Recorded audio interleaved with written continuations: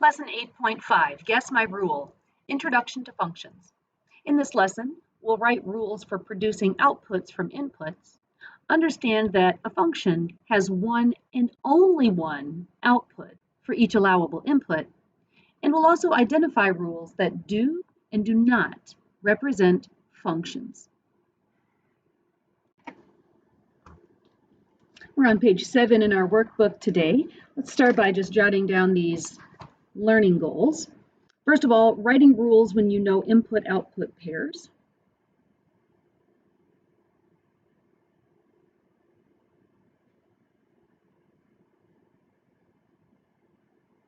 Write rules when you know input-output pairs. So if you could see a table of x's and y's, you could figure out what you did to x to get y. Secondly, we should know that a function, we'll talk more about that in a moment, know that a function is a rule where each input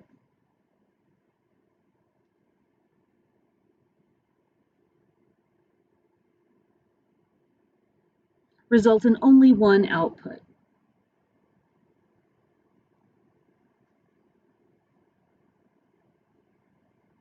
The only one is what's important. And finally, identify rules that do and do not represent functions.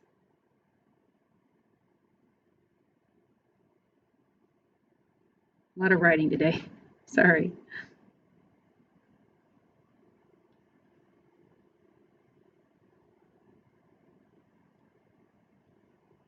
So I just used the word function an awful lot. So let's spend a little time with that word. That's really what this unit is about, and we really try to get comfortable with this word in the first 4 lessons of the unit.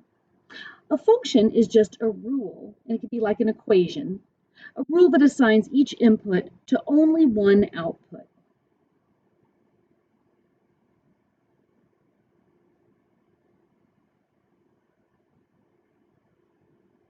Usually when I think of inputs, I think of x values in a table.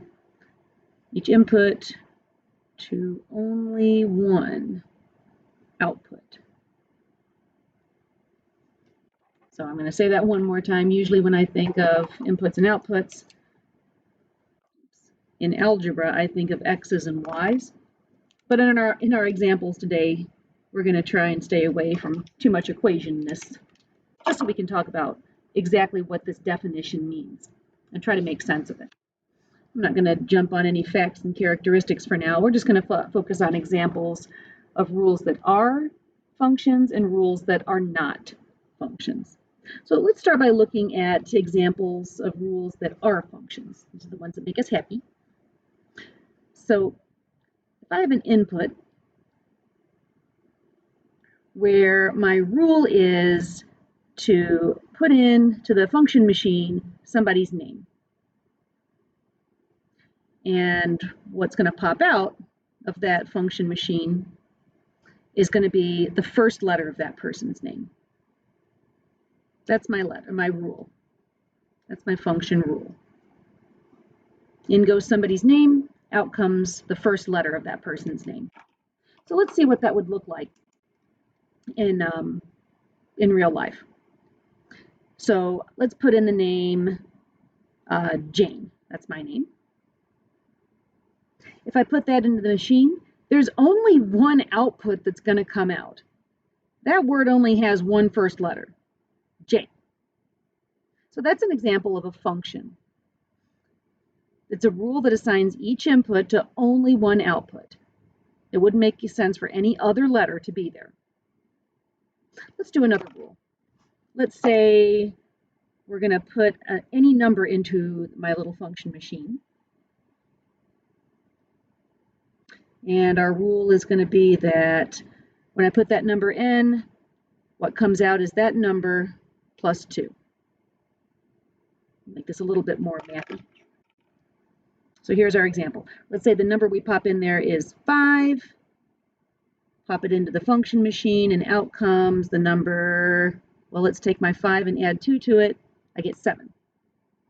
That's the only number that's going to come out of this rule. If I put in 5 and I add 2 to it, that's the only number that's going to come out. So this input can only be assigned to one output. Maybe this is going to make a little more sense if we look at some non-examples, some things that wouldn't be function rules.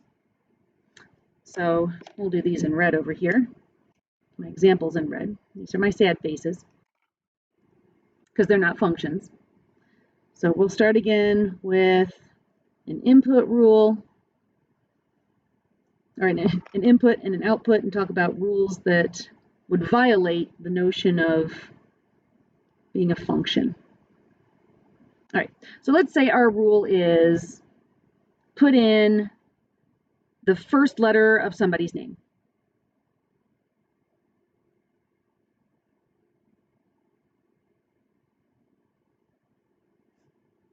And out would pop name, starting with that letter. Okay, well, let's try it. Let's put in the name, or the letter J. So we pop it in, and out pops Jane. Or out pops Joe. Or out pops Jerry. I mean, I could pop that input in, and who knows what would come out. Over here, if I popped in Jane and I was asked for the first letter of that, I knew exactly what was going to happen. Very predictable. But here, I pop in J, and who knows what's going to happen. I mean, I followed the rule. I put a name that started with that letter, but there's an input with multiple outputs, multiple possible outputs, and that's a no-no. I'm going to run out of room here, but let me try another one. Let's say my input's going to be any digit. That's just a number from 0 to 9. And my output's going to be some number that starts with that digit.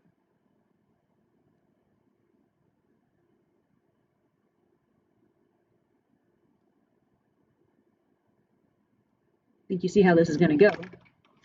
So let's say I choose my digit is 7. And I want a number starting with that digit. Okay, here we go. 72. Or, well, wait a minute. What about 764? That starts with the same digit. You know, I could go on forever here. But I put in this digit, and I needed to pop out a number starting with that digit. Who knows what's going to come out? So unpredictable. So that's what a function is and isn't. A function rule means that when I put an input in, there's just one thing that's going to pop out. It's predictable. I like that. But it's not a function if my function rule pops in an input and I can't tell what's going to come out. It could be any number of things. All right, for each rule, decide if the rule represents a function or not, and let's explain our thinking. So let's try this out. Let's see if we can figure this out. And I'm going to set it up just like we did up here. So we're being told that an input is any person. And our function rule is the output's going to be the month that person was born.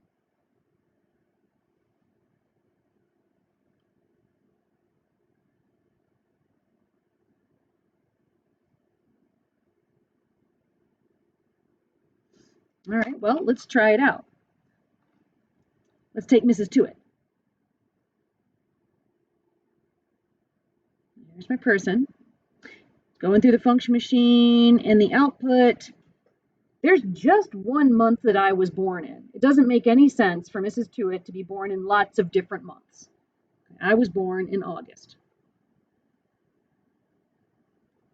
Okay. So for this input, there's only one output. We could do, no, I want to make a point here.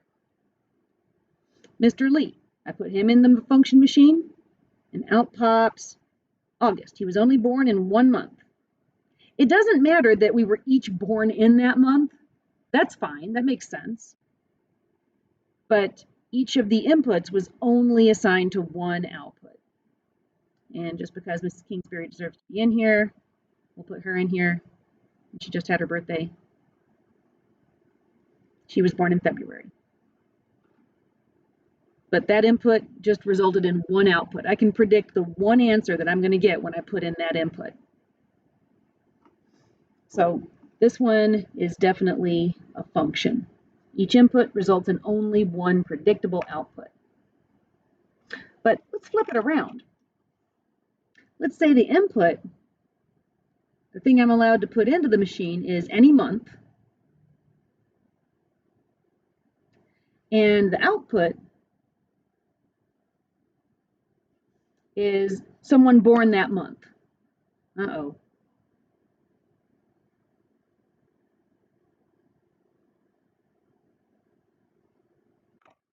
All right, so I'm going to do August. I think you're going to see where this goes. Do this in red.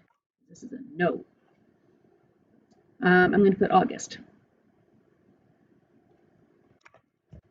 So I pop August into the input machine, and what's going to pop out?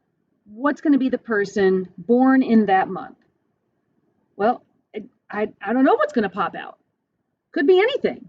I mean, a zillion people were born in August. So August could lead to me. This is to it. Or maybe I put in August and Mr. Lee pops out. Or maybe I put in August and I didn't even know that it was, I'm trying to think of whoever, well, I know it's we'll put her in here. That's my stepmother.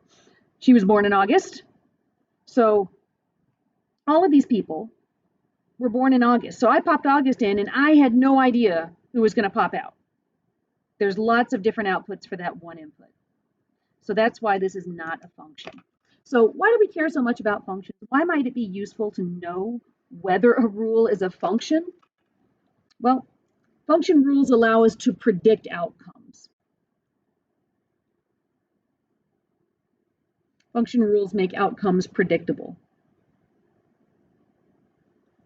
Oops, that's a U.